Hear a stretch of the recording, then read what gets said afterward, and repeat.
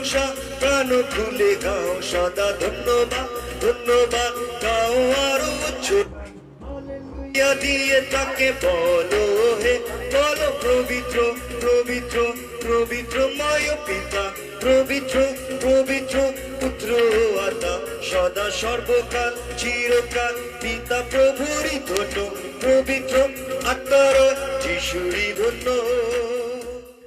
আমার সাথে যুক্ত হয়ে ইয়েশু তেরা নাম কিতনা সুন্দর হ্যায়। সত্যি করে বলতে তার নামের মতন সুন্দর নাম নেই। তাই আমার সাথে যুক্ত হয়ে আমরা তাকে ধন্যবাদ দিয়ে আমরা আস্তে আস্তে করে বাক্যের মধ্যে প্রবেশ করব। ইয়েশু তেরা নাম কিতনা সুন্দর, ইয়েশু তেরা নাম কিতনা পাवन, यीशु तेरा नाम है कितना सुंदर, यीशु तेरा नाम है कितना पावन। तुझ में मिली है हमको क्षमा, तुझ में मिला है नया जीवन, तुझ में मिली है हमको क्षमा, तुझ में मिला है नया जीवन। यीशु तेरा नाम है कितना सुंदर, यीशु तेरा नाम है कितना पावन। आमीन। আজকের বাক্য আপনারা দেখতে পাচ্ছেন সালভেশন। সালভেশন মানে উদ্ধার। আমরা প্রত্যেকজন জানি কি আজকে ইন্ডিপেন্ডেন্স ডে, আজকে স্বাধীনতা দিবস। কিন্তু সব থেকে বড় প্রশ্ন, স্বাধীন তো আমরা দেশের মধ্যে আছি বটে, কিন্তু সত্যি কি স্বাধীনতা আমাদের মধ্যে আছে? আমরা কি সত্যি স্বাধীন? স্বাধীনতা শুধু বাইরে ঘোরা স্বাধীনতাটা আসল নয়, কিন্তু ভয় থেকে স্বাধীন হওয়াটা আসল, মৃত্যু থেকে স্বাধীন হওয়াটা আসল, এবং অনন্ত জীবনকে ধারণ করাটা আসল, পাপের থেকে উদ্ধার পাওয়াটা আসল। তাইতে আজকের দিনে আমরা অনেকজন স্বাধীন থেকেও কিন্তু স্বাধীন নেই, কারণ আমাদের জীবনের মধ্যে অনেক কিছু আছে যেটার মধ্যে আমরা এখনো জড়িত, এখনো বেঁধে আছি, এখন আমাদেরকে ধরে রেখেছে, জাকড়ে রেখেছে। যার জন্যে প্রভুর কাছে আমরা বিনতি প্রার্থনা, এবং যে বাক্য আমি নিয়ে এসেছি সেই বাক্যই হলো উদ্ধারের বাক্য। তাইতে আসুন আমরা পবিত্র বাক্যের মধ্যে প্রবেশ করি। সর্বপ্রথম বাক্য, আজকে দিনে আমাদেরকে জানতে হবে যে আমরা সত্যি স্বাধীন কিনা, আমরা সত্যি স্বাধীনতার পথে চলছি কিনা। কারণ দেখতে গেলে আমরা কেউই স্বাধীন নয়। আমরা অন্ধকার জগতের হাতের মধ্যে, চঙ্গুলের মধ্যে অনেকজন ফেসে আছি। অনেকজন এখনো রয়েছে যারা পাপের দাসত্বর মধ্যে ফেসে আছে। তারা দাস, তারা না চাইলে তাদের কাছ থেকে ভুল হয়ে যায়। তারা না চাইলে, তারা যদি একদিন ভুল না করে তারা ঘুম হয় না। কিছু কিছু জন রয়েছে যারা যদি ঝগড়া না করে তাদের রাত্রেবেলার খাবার পেট থেকে নাবে না। আমরা এমন একটা জগতের মধ্যে বাস করছি যেখানে প্রভু পাপীদের উদ্ধারের কথা বলেছে। আর আজকে আমরা উদ্ধার নিয়ে প্রভুর বাক্যকে আলোচনা করব। চলে আসি ইফেসীয় পত্র, ইফেসীয় 2:8 মধ্যে কিছু কিছু ব্যক্তিরা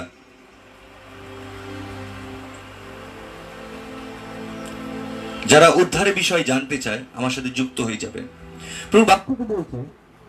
প্রভুর বাক্যতে বলছে হাত দিও না। For it is by grace you have been saved through faith, and this is not from yourselves, it is the gift of God, not by works,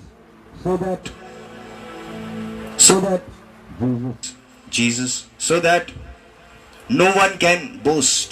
প্রভু বাক্যের মধ্যে বলছে কি, আমরা প্রত্যেকজন যারা যারা খ্রিস্টতে আজকের দিনে এগিয়ে চলছি, আমরা প্রত্যেকজন যাদেরকে আহ্বান করা হয়েছে, যারা বিশ্বাসেতে চলছি, বলছে আমরা প্রভুর অনুগ্রহ দ্বারা উদ্ধার পেয়েছি। আমাদের কার্যের দ্বারা নয়, কিন্তু এটা একটা প্রভুর বিনা মূল্যে একটা উপহার, যেটা মানুষকে দেওয়া হয়েছে, তার কার্যের বিষয় নয়, কিন্তু it is a free gift, যেটা প্রভু প্রত্যেক মানুষকে দিয়েছে যারা খ্রিস্টকে বিশ্বাস করে। আর যারা যারা খ্রিস্টকে বিশ্বাস করে একমাত্র তারাই উদ্ধার পাবে। আর সেই উদ্ধার কিসের? আজকে দিনে দেখুন, আমরা যা কিছুও করি, আমরা যেভাবেও চালাচ্ছি, আমাদের সময় কিন্তু কাটছে। সময়ও দেখে রীতিমতন আমাদেরকে বলছে যে আমাদের দিন হাত থেকে পিছলে যাচ্ছে। আর ওই দিন দূরে নয় যখন আমরা মৃত্যুর সম্মুখীন হব। একটা দিন এমন আসবে যখন আমরা প্রত্যেকজন মৃত্যুর সম্মুখীন হব। কিন্তু একটা ব্যক্তিকে এই প্রশ্ন জিজ্ঞেস করার উচিত কি মৃত্যুর পর কি? একটা ব্যক্তিকে এই প্রশ্ন জিজ্ঞেস করা দরকার কি আমার যদি শরীর মারা যায় আমি কি শেষ? সেটাই কি আমার শেষ? যদি আজকের দিনে আমি মনে করি যে আমার মৃত্যুর পর সবকিছু শেষ, তাহলে এখানে এই লাইভের মধ্যে আপনার না থাকাই ভালো। কিন্তু যদি আপনি বিশ্বাস করেন কি মৃত্যুর পরেও কিছু আছে, তা আপনার জন্য কিন্তু এই বাক্যটা খুব গুরুত্বপূর্ণ। পবিত্র বাক্যর মধ্যে আজকের দিনে আমরা আসবো। আর প্রভু বাক্যর মধ্যে 3 জন এমন ছিল যারা প্রভুকে এই একই প্রশ্ন জিজ্ঞেস করেছিল। তারা জানতে চেয়েছিল কি এই জগতের মধ্যে কি করলে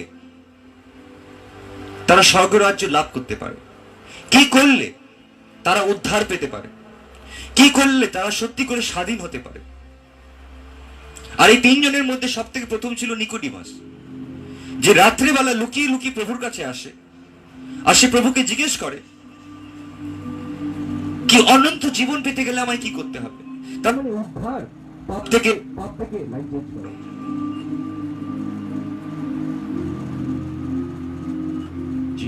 জিসাস পাপ থেকে উদ্ধার পেতে গেলে আমায় কি করতে হবে?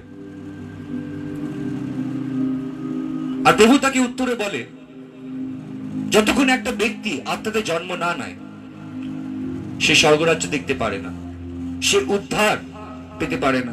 সর্বপ্রথম কথাই বলা হচ্ছে তার মানে ঈশ্বরের আত্মাকে প্রাপ্ত হওয়া। ঈশ্বরের আত্মা প্রাপ্ত হওয়াই মানে আত্মাতে জন্ম। কি যখন তুমি ঈশ্বরের আত্মা প্রাপ্ত হয়েছে, আজকে দিনে অনেকজন বলতে পারে ঈশ্বরের আত্মা কি আমি কি করে বুঝবো আমি ঈশ্বরের আত্মা প্রাপ্ত হয়েছি? ঈশ্বরের আত্মা যখন কেউ প্রাপ্ত হয় তার মধ্যে ঈশ্বরের পবিত্র আত্মার বরদান আসে। আর ওই বরদানের মধ্যে আমার মধ্যে আপনারা দেখতে পাচ্ছেন আমি খুব ভালো প্রচার করতে পারি। কি যখন আমি আত্মাপ্রাপ্ত হয়েছিলাম, আত্মাপ্রাপ্তির পর থেকে কিন্তু আমি প্রচার করতে শুরু করে দিয়েছিলাম। আমার মনে আছে আমি ছোটবেলায় আমার ভাই বোনদেরকে নিয়ে আমি রুম বন্ধ করে পুরো এক রাত প্রার্থনা সভা চালিয়ে দিতাম আর পবিত্র আত্মা নেমে আসতো। কি যখন একটা ব্যক্তি পবিত্র আত্মা লাভ করে তার মধ্যে আত্মিক একটা বরদান চলে আসে। আত্মিক বরদানটা কেন আসে? একটা ব্যক্তি জিজ্ঞেস করতে পারে কেন আসে? এটা প্রুফ করাবার জন্য কি প্রভু তোমাকে উদ্ধার করেছে পাপে থেকে। এটাকে প্রুফ করাবার জন্য কি প্রভু তোমাকে বেছে নিয়েছে। এটাকে প্রুফ করার জন্য কি প্রভু তোমায় বেছে নিয়েছে যেন তুমি পুরোপুরি ভাবে পাপ থেকে উদ্ধার পেয়ে তুমি পুরোপুরি ভাবে সেই অনন্ত জীবনের অধিকারী হতে পারো। যেটা এসে নিকোডিমাস জিজ্ঞেস করেছিল। আরেকজন ছিল যে প্রভুর কাছে এসে জিজ্ঞেস করেছিল, সেটা ছিল একটা ফরাসি শিমিয়ন। কি অনন্ত জীবন পেতে গেলে কি করতে হবে? প্রভু তাকে উত্তরে বলেছিল, প্রথম আজ্ঞা কি, সব থেকে শ্রেষ্ঠ আজ্ঞা কি? শিমিয়ন উত্তরে বলে, আপন প্রভু ঈশ্বরকে আপন মন দিয়ে, আপন প্রাণ দিয়ে এবং আপন শক্তি দিয়ে তুমি সেবা করিবে এবং তাহারই প্রেম করিবে।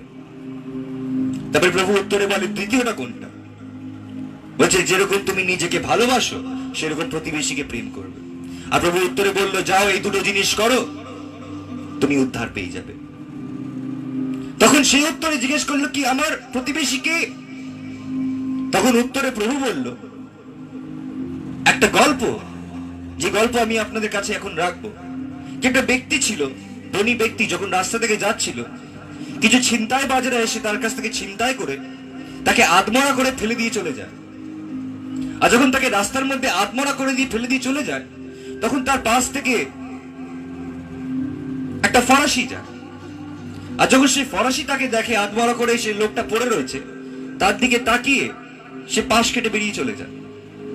তারপরেই কিছুক্ষণ পর একটা লেবীয় ব্যক্তি যায়, যাদেরকে বলা হচ্ছে পুরোহিতদের জাতি। সে যখন তার পাশ থেকে যায়, সে মায়া তার উপরে আসে, কিন্তু সেও তার পাশ কেটে বেরিয়ে চলে যায়।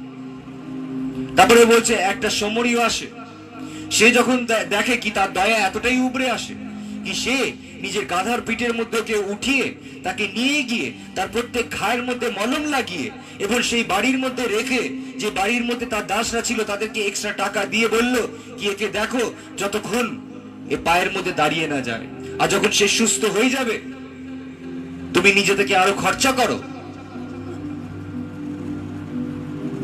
যখন সে সুস্থ হয়ে যাবে আমি এসে সব খরচা এর দিয়ে দেবো। তো প্রভু বললে এই তিনজনের মধ্যে কে ছিল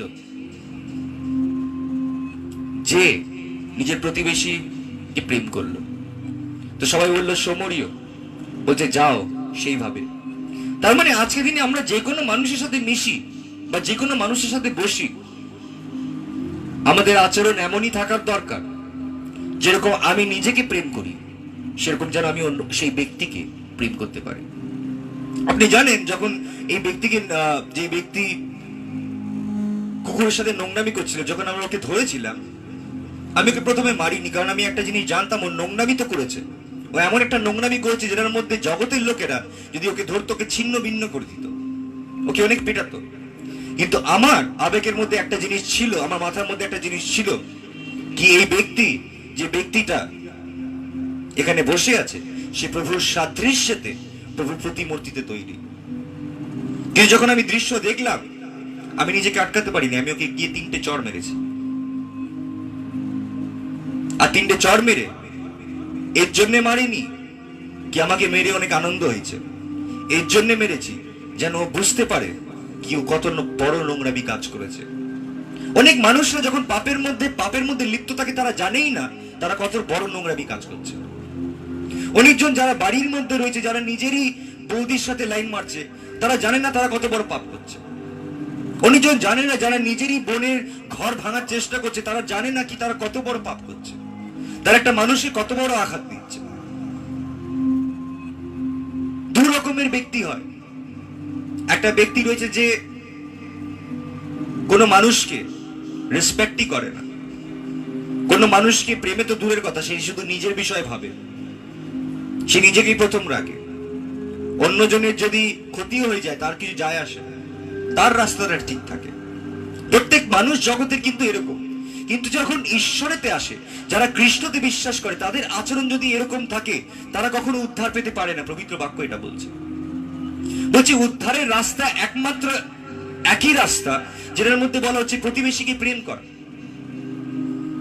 কি তুমি প্রভুকে ততক্ষণ করে উঠতে পারবে না, প্রথম আজ্ঞাকে তুমি ততক্ষণই মানতে পারবে না যতক্ষণ তুমি দ্বিতীয় আজ্ঞাকে সঠিকভাবে মানতে না শেখো।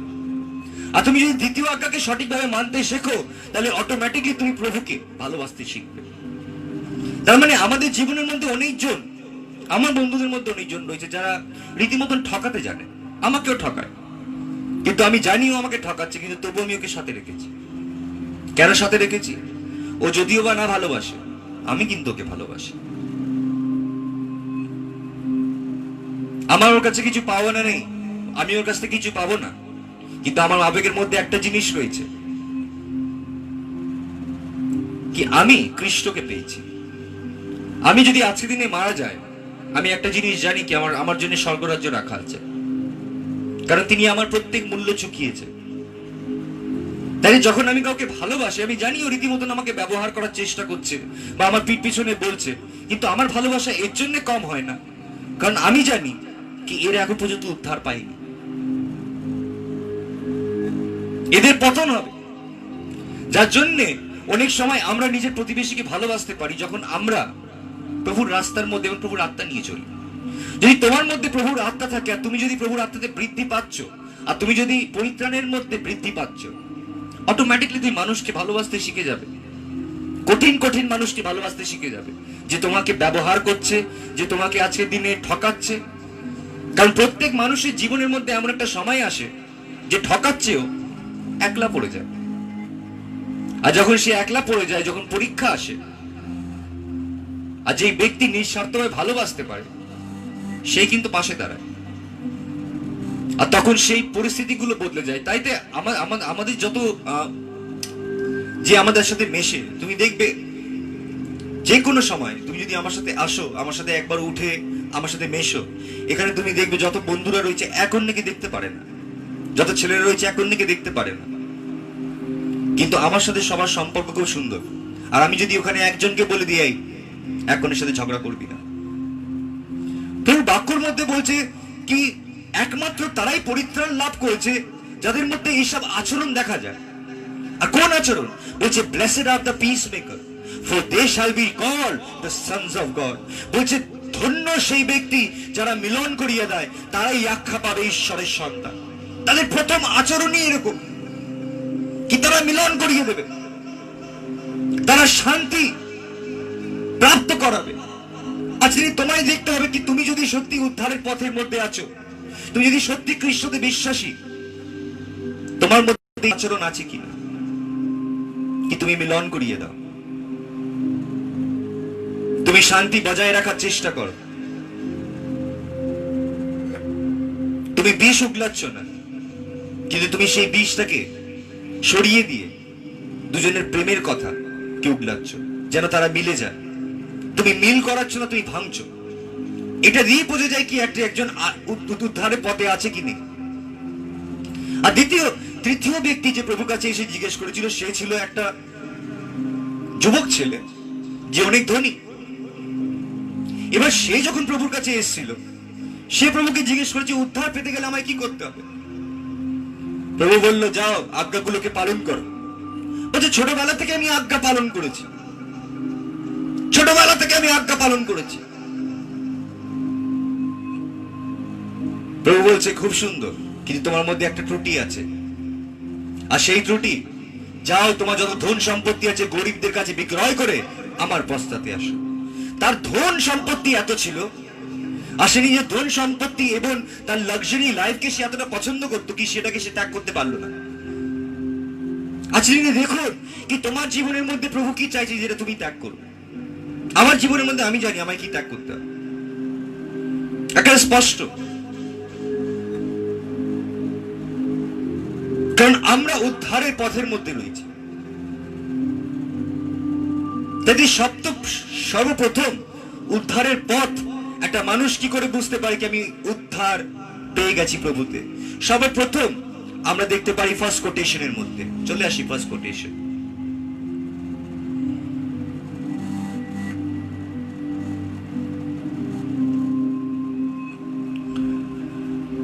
প্রথম উদ্ধারের কথার মধ্যে বলা হচ্ছে কি উদ্ধার পেতে গেলে এটা একমাত্র হতে পারে অনুগ্রহের দ্বারা, একমাত্র হতে পারে বিশ্বাসের দ্বারা। আর সেই বিশ্বাস খ্রিস্টের মধ্যে একমাত্র খ্রিস্টে বিশ্বাসেতেই একটা মানুষ উদ্ধার পেতে পারে। আর সেই উদ্ধার কিসের? সেই উদ্ধার হলো এই জগতের সব থেকে বড় বড় ছোট ছোট জিনিস নয়। কি একটা দেশ উদ্ধার পেল, দেশ উদ্ধার পেলেও কি হবে? মৃত্যুর মুখে তো সবকে যেতে হবে। কিন্তু আসল মানুষের শত্রু কোন দেশ নয়, আসল মানুষের শত্রু হলো মৃত্যু। আর যেই মৃত্যুকে প্রভু হারিয়েছিলেন সেই কালভারি ক্রুশের মধ্যে 2020 বছর আগে তিনি হারিয়েছিলেন। আর তিনি জন 3:16 মধ্যে পুরো বাক্য লোকানো আছে, যে বাক্যর মধ্যে বলা হচ্ছে কি যে কেউ তাহাতে বিশ্বাস করিবে সে বিনষ্ট হইবে না, কিন্তু শাশ্বত অনন্ত জীবন লাভ করিবে। তারা মৃত্যুকে জয় করে তারা জীবন পাবে, আর সেটা হবে অনন্ত জীবন। তার মানে অনন্ত জীবন পেতে গেলে 3টে জিনিসের প্রয়োজন। আর সেই 3টে জিনিস খ্রিস্টের অনুগ্রহ, খ্রিস্টতে বিশ্বাস এবং খ্রিস্ট। তো আমাকে দেখতে হবে কি আমার জীবনের মধ্যে 3টে জিনিস আছে কিনা, অনুগ্রহ আছে কিনা প্রভু। যদি প্রভুর অনুগ্রহ আছে তাহলে তোমার জীবনের মধ্যে তুমি দেখতে পাবে ঈশ্বরের হাত কাজ করছে। তুমি দেখতে পাবে তুমি সমস্যা থেকে সমাধান হচ্ছে। তুমি দেখতে পাবে তুমি বড় বড় পরিস্থিতির মধ্যে থেকে যেখান দিয়ে বেরোবার সম্ভাবনা ছিল না তুমি বেরিয়ে আসছো, কারণ তোমার জন্য মূল্য চোকানো হয়েছে। তাই তুমি যদি কোনো জায়গা ফেসেও যাও তোমাকে ওখান থেকে বের করে নিয়ে আসা হবে, কারণ তুমি ঈশ্বরের সন্তান।